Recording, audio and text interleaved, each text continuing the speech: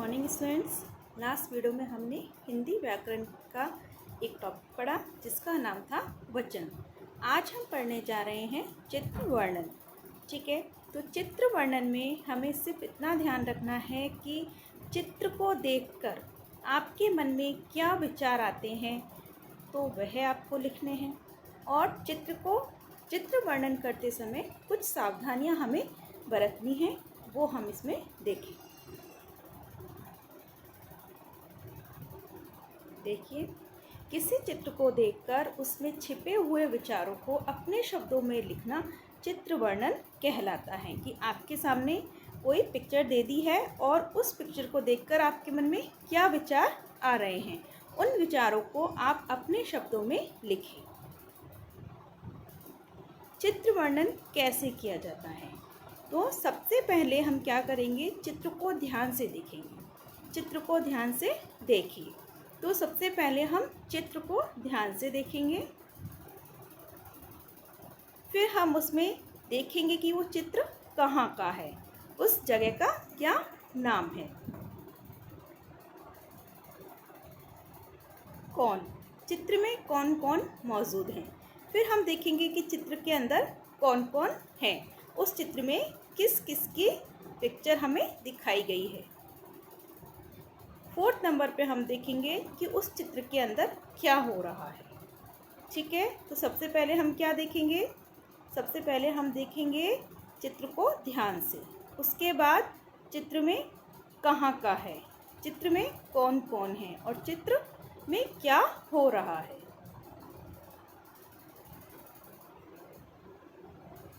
उसके बाद उस चित्र से हमें क्या संदेश मिल रहा है, क्या मैसेज मिल रहा है, हम वह लिखेंगे। कुछ बातें ध्यान में रखने वाली कि चित्र वर्णन करते समय हमें क्या क्या बातें ध्यान में रखनी है। भाषा सरल और स्पष्ट होनी चाहिए, बहुत टफ लैंग्वेज हमें यूज़ नहीं करनी है। शब्द सीमा का ध्यान रखें कि बहुत लेंथी नहीं लिखना है। एक निश्चित क्रम से वर्णन करना चाहिए, जैसे मैंने भी आपको बताया कि सबसे पहले क्या होना चाहिए, हर चीज़ के बारे में बताना चाहिए कि उस चित्र में क्या क्या हो रहा है, कौन है, क्या हो रहा है, कहाँ का है, उस चित्र से हमें क्या संदेश मिलता है। ठीक है, व्यर्थ की बातें नहीं लिखनी चाहिए, और मतलब उस चित्र से कुछ संबंध नहीं है उन बातों का, ऐसी बातें नहीं लिखनी चाहिए। अभी मैंने आपके सामने एक एग्जाम्पल दिया है, आपको एक चित्र दिखाई दे रहा है, तो मैं इसका चित्र वर्णन करके आपको समझाऊंगी कि हमें चित्र वर्णन कैसे करना चाहिए। तो आप सबसे पहले देखेंगे चित्र कहाँ का है, दिखाई दे रहा है, तो अब देखिए यह चित्र पुस्तकालय का है। ठीक है, 2nd नंबर पे इस चित्र में बहुत सारे बच्चे और एक अध्यापिका हैं। पुस्तकालय में बहुत सारी पुस्तकें रखी हैं, कि हम देखेंगे कि चित्र के अंदर पुस्तकालय का चित्र है, ये हमने पता कर लिया। फिर अब इसके अंदर क्या क्या चीज़ रखी है। पुस्तकालय में बहुत सारी पुस्तकें रखी हैं, कई बच्चे कतार में खड़े होकर अपनी बारी के आने का इंतज़ार कर रहे हैं कि इसमें क्या क्या हो रहा है। चित्र में एक बच्चा बैठकर पुस्तक पढ़ रहा है, और पुस्तकालय में सभी बच्चे शांति से ही बैठकर ही पुस्तक पढ़ते हैं।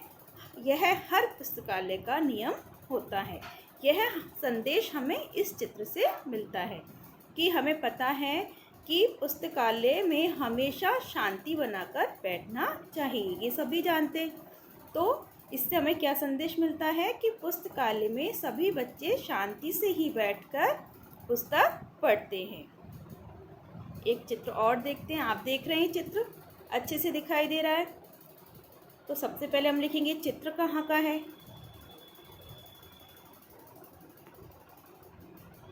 यह चित्र समुद्र के किनारे का है, ये तो अच्छे से पता चल रहा है। यहाँ सभी बच्चे अलग अलग तरह से मज़े कर रहे हैं। देखो, कोई तैर रहा है, कोई खेल रहा है, कोई मिट्टी के घर बना रहा है। ठीक है, 2 बच्चे नाव में बैठकर समुद्र में घूम रहे हैं। एक लड़का गेंद से खेल रहा है, 2 बच्चे मिलजुल कर मिट्टी का किला बना रहे हैं। सभी के लिए काम के बाद मज़े करना आवश्यक है, क्योंकि मनोरंजन से सभी प्रसन्न हो जाते हैं। तो इस चित्र से हमें क्या संदेश मिल रहा है कि हमें काम के साथ साथ मनोरंजन पर भी ध्यान देना चाहिए। हमें पढ़ाई भी करते हैं तो पढ़ाई के साथ साथ खेलकूद भी ज़रूरी होते हैं, ऐसे ही काम के साथ साथ मनोरंजन भी ज़रूरी होता है। तो ये था हमारा चित्र वर्णन, आपको अच्छे से समझ आ गया होगा। तो इसी तरह से आपको चित्र वर्णन करना है, सिर्फ व्यर्थ की बातें नहीं लिखनी है। चित्र के अंदर जो बताया जा रहा है उसको क्रम वाइज लिखना है। सबसे पहले चित्र को अच्छे से देखना है, चित्र कहाँ का है, उस चित्र में कौन कौन है, जो हैं वो क्या कर रहे हैं, उस चित्र से हमें क्या संदेश मिलता है। ठीक है, बस इन्हीं बातों का ध्यान रखें और अच्छे से आप चित्र वर्णन कर सकते हैं। अब हम हमारा अगला विषय पढ़ेंगे हमारी अगली वीडियो में। Thank you.